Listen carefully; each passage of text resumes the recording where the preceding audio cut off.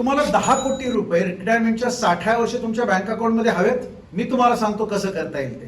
चौथं आणि पाचवं एक्झाम्पल जे मी देणार आहे ना, ते तुमच्यासाठी अतिशय रिलेव्हंट आहे आणि ते तुम्ही नक्की ऐका. तुम्ही SIP चालू केली आणि एक साधारणतः 15% ROI ने तुम्ही ती SIP बनवायला चालू केली आणि आज समजा तुमचं वय 50 वर्ष असेल तर तुम्हाला माहिती आहे आज तुम्हाला किती अमाऊंटची SIP करायला लागेल. साधारणतः 3,80,000 रुपये पर मंथ एवढ्या अमाऊंटची तुम्ही जर SIP केली तर तुम्हाला रिटायरमेंटला 60व्या वर्षी 10 कोटी रुपये मिळतील आणि त्याच्यामध्ये तुमची इन्व्हेस्टमेंट होईल 4,36,00,000 रुपये. जर तुम्ही 50व्या वर्षी इन्व्हेस्टमेंट चालू केली, त्याच्याऐवजी जर तुम्ही 40व्या वर्षी तुमची SIP चालू केली तर तुम्हाला माहिती आहे किती रुपयाची इन्व्हेस्टमेंट करायला लागेल, SIP करायला लागेल फक्त 75,000 रुपये.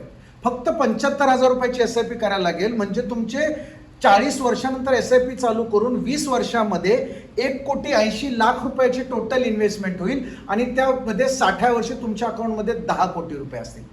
आता समजा तुमचं वय असेल 30 वर्षाचं. 30 वर्षाचं मित्र तुमचं जर वय असेल तर तुम्हाला SIP करायला लागेल फक्त 18,000 रुपये पर मंथची. फक्त 18,000 रुपयाची तुम्हाला SIP चालू करायला लागेल आणि त्याच्यामध्ये तुमची 30 वर्षामध्ये म्हणजे 30 वर्षापासून 60व्या वर्षापर्यंत तुमची इन्व्हेस्टमेंट होईल 64.80 लाख रुपये आणि 30 वर्षामध्ये तुमच्या बँक अकाउंटमध्ये असतील 10 कोटी रुपये. आणि आता समजा चौथा आणि पाचवं जे सगळ्यात इम्पॉर्टंट होतं, तुमचं वय असेल 25 वर्ष.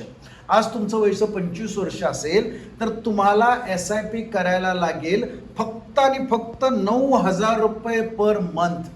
60व्या वर्षी 10 कोटी रुपये घेण्यासाठी फक्त 9,000 रुपयाची तुम्हाला SIP चालू करायला लागेल. तुमची इन्व्हेस्टमेंट होणार आहे 37.80 लाख रुपये आणि तुम्हाला मिळतील 10 कोटी रुपये. आणि सगळ्यात इंटरेस्टिंग, सगळ्यात एक्साइटिंग म्हणजे आज तुमचं वय जर 20 वर्ष असेल तर माहिती आहे तुम्हाला किती रुपयाची SIP चालू करेल? फक्त आणि फक्त 4,400 रुपयाची SIP तुम्हाला चालू करायला येईल.